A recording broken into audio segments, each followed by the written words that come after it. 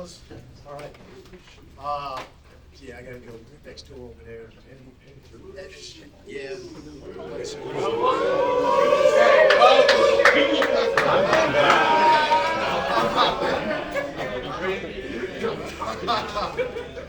All right, fellas. Appreciate that. So listen, our speaker tonight is going to get introduced by another one of us. You guys know that every Friday we try to do something different with people that have a chance to talk to you about their journeys. And last week, of course, it was we had a guy with football experience and all those things that talked to you in weeks before, last year, finance, entrepreneurs, lawyers, doctors, all those things. And they're part of the story of the journey of what you guys can and will be. But the great thing about it, they come and they want to do it. They come and want to do it and have a chance to speak to you guys about how they did it and how they will help you getting to where you want to get to. It's the power of network. This place, uncanny in a lot of places, having the power of network. You should utilize that. Some of you are, some of you have, and the ones that have gone before you, beyond you, are using it. And now you're in that circle. So I'm going to have one of ours introduce again another one of ours. And this guy's, like I said, man, we did a video a couple years back, and he had some Spike Lee stuff going on. You know what I mean? So that was some pretty good stuff. But ask questions, and after he's done, then we'll go special teams, O&D, have a great night's rest. We don't get together again until 12 o'clock, so make sure you sleep, man, and just think about just being the warrior that's in the storm. Okay? They do a lot of talking, still talking, on their message boards, still a whole lot of talking from players. I can see fans talking, but players still talking. The last time they played down here, we almost got after that. So let's worry about the details of what we've done, practice, and then we'll see who talks at the end of the game. Okay? We just practice on the victory formation. Let's practice doing that. All right? So again, without further ado, I'll have one of ours introduce another one of ours. Hey guys, I'm Joe Manderfield. I think remember me from when Yes. Kevin Rogers was here. Graduated in '79, played wide receiver. I was a walk-on and earned a scholarship. The guest speaker tonight knows the grind of early lifts, long practices, and tough games. And he'll show you how those same lessons can carry you on through life after football.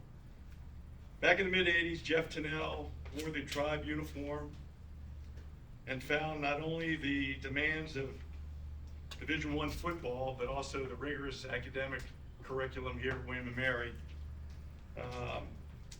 He pushed through all that and had used those experiences to develop a very lucrative career, which he'll tell you about.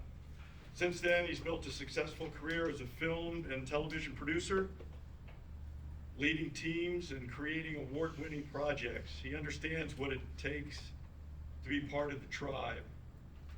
He's been invaluable about giving back to the program, both monetarily and through the Lord Botetourt auction. He has a property that he puts in for auction every year. And it's hard to find someone, a former player, that does more for today's program than Jeff. Without further ado, I'd like to introduce Jeff Tinnell.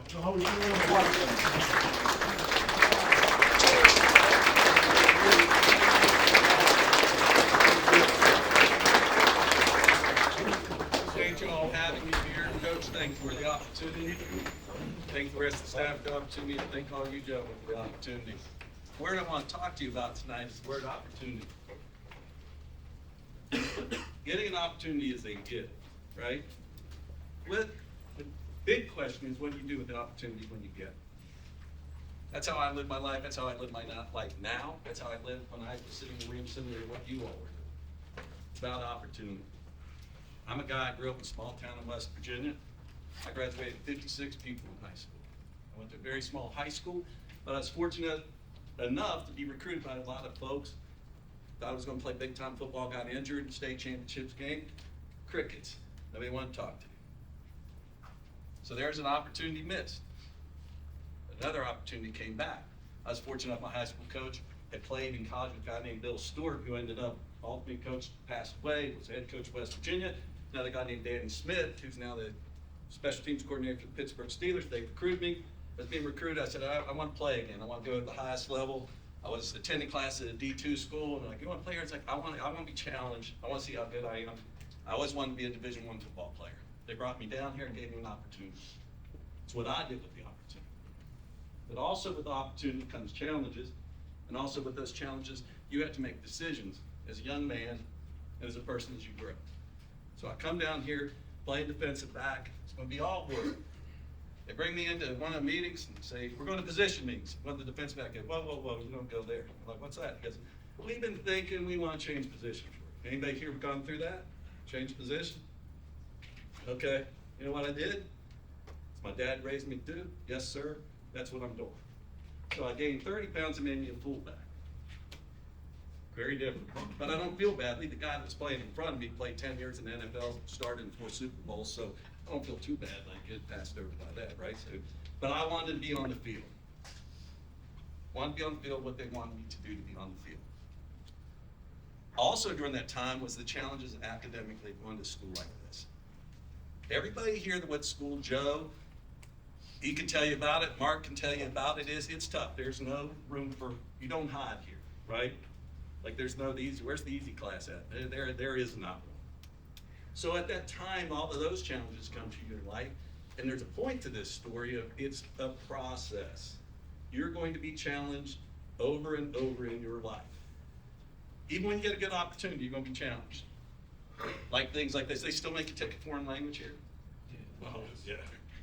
So of course, they told me I had to take a foreign language. I had to be, proficient in foreign language. Like, okay. And I remember thinking, I don't want to do this. But I got the opportunity, but with the opportunity came what? The challenge, right? So I have to take the French class.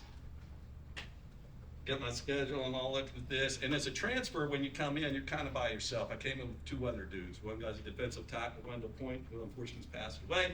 The other guy's named Kenny Lambiot, who'd been Mr. Basketball and Football in Virginia, transferred here to play. He ended up being drafted by the Philadelphia Eagles. He's the guy's a hell of a player.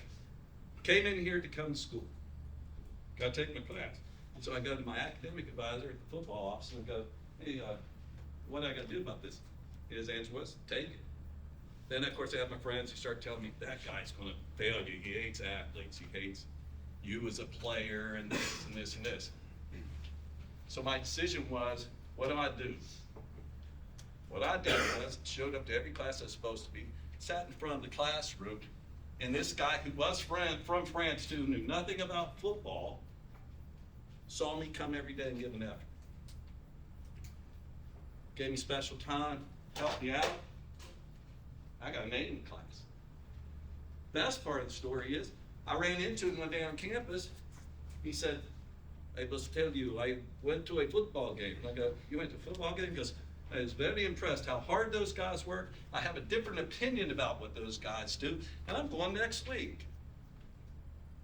So not only did I learn something, guess what? He learned something too. Not to judge you, the way you looked, how big you are, or your football jersey, whatever it is that you do. He learned something as well. The great part of the point of this story about the connectivity of William and Mary is I find myself living in Montreal 13 years later, which is a French-speaking place. I get an opportunity. I ended up producing French language film. They ended up becoming free films and 5 years of a TV series. You know why? Because I could speak French. You know where I learned to speak French?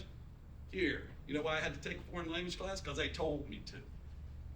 So there's a connection of a challenge from an opportunity that all of a sudden gives me another opportunity in life that leads to other things. So those are the places where you have to sit here and ask yourself, as you're challenged in life with this opportunity you guys are given here, am I taking advantage of my opportunities? Right? Last weekend sucked. Anybody here doesn't think it sucked?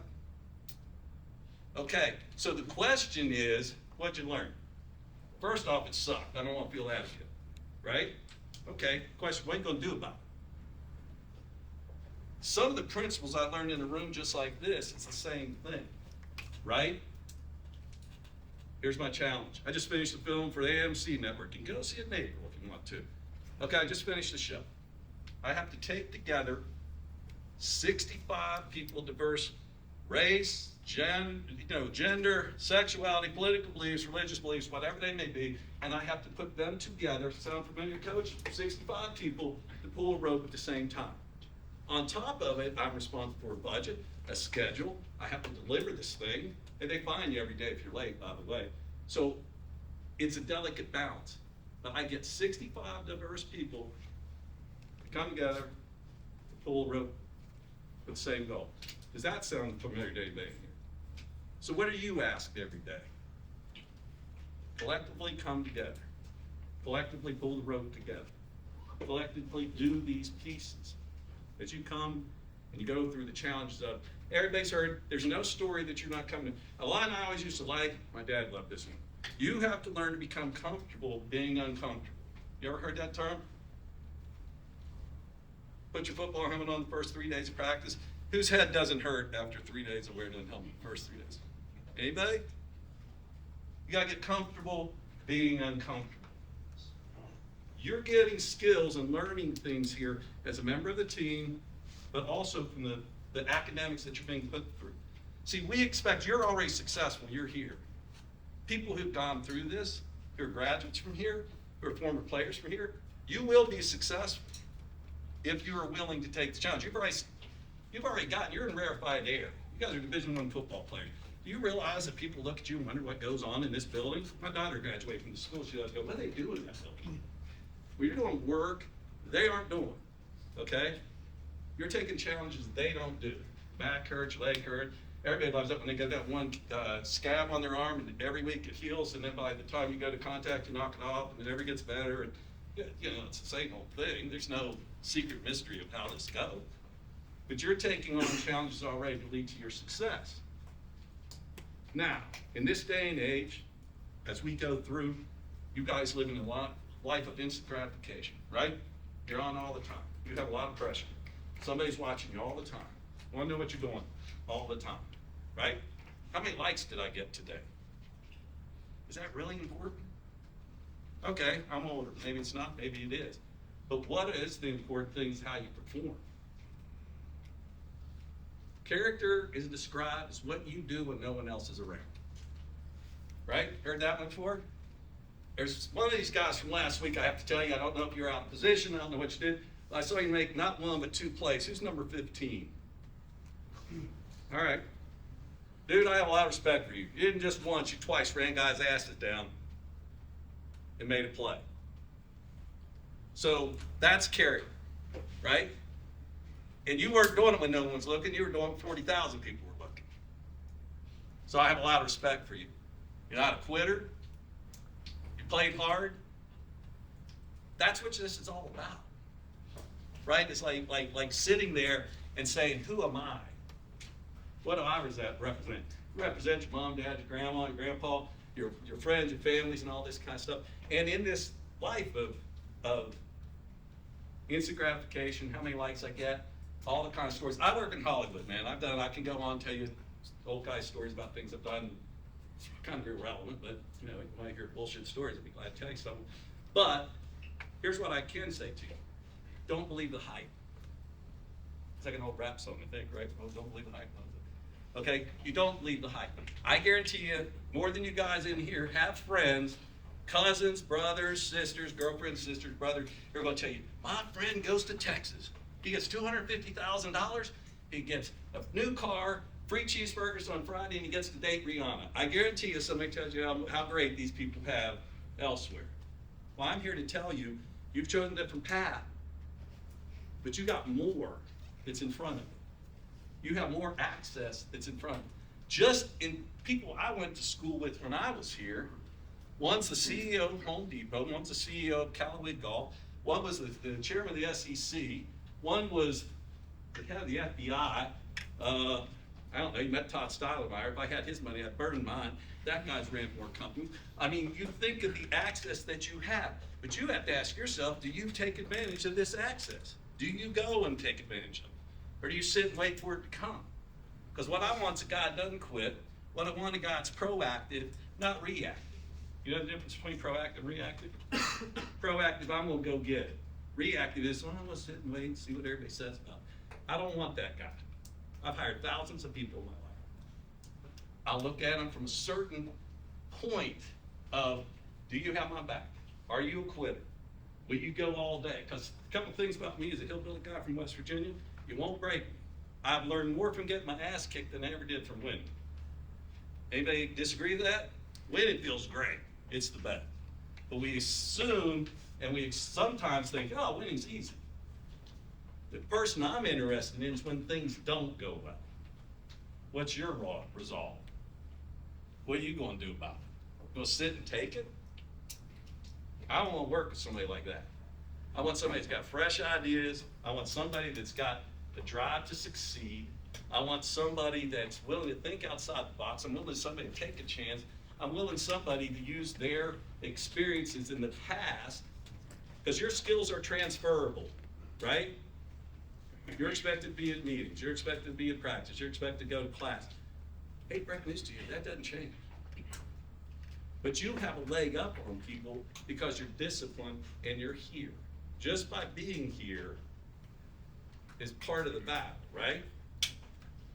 So if you have these opportunities, if you have these situations that you can make something happen for yourself in the long run, some of you guys have NFL aspirations. You got coaches that play in the NFL. You got guys that are gonna have experience. Do you take advantage of that experience? Are you coachable?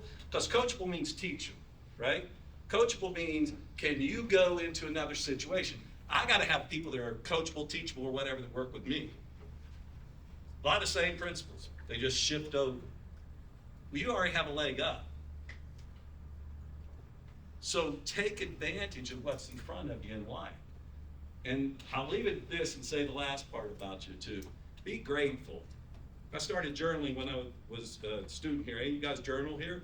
You may do it? It's good stuff, right? It's good for your mind, good for your body, good for your spirit. Sometimes I write a paragraph, sometimes I write 2 pages. But a few years back, I always write the date, and I'd write where I was at. But recently, I don't know, about the last 10 years, I write the word grateful. How often do you guys stop and say how grateful you are for the opportunities you have? You think about it? If you haven't, start. Because there's some of you guys in here, excluding the playoffs and national championship, you only got 7 more of these kind of meetings left, right? Right? Where you play 12 games this year? You got 7 more. It goes away. Some of you guys are juniors, sophomores. It won't be this same group. It'll be different. But one thing I tell you, the friends and the people I made when I went to school here were still my friends. So take a look to your left, take a look to your right. You're looking at people that are either going to be your best man in your wedding, godfather of your child, business partner, your attorney, maybe your doctor or something. This lasts forever. So you're here for a fleeting moment, but the friendships and the binds that you make in this room and on this field and on this team, they do last forever. I got friends I've been with 40 years. I think some of the coaches back here, how many friends you got? Who are your core friends? Dudes you've been hanging out with for a long time. So I thank you for your time. I really appreciate it. I do hope you guys put the hurt on these guys, because this team's a bunch of obnoxious people. Really. The last time we played here in South Carolina, these guys suck.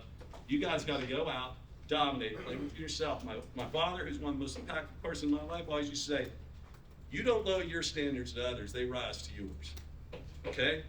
So your job tomorrow is, last week's last week. You know what's the great part about it is, the challenge? You get to wipe that horrible feeling out. You get to this. The lessons that you learned from something like this, like you remember when I told you I learned more from getting my ass kicked than I ever did from winning? Okay, now you got guys that love to run their mouths. Win with class, dominate them, and roll them up. That's it. Thanks. Appreciate it.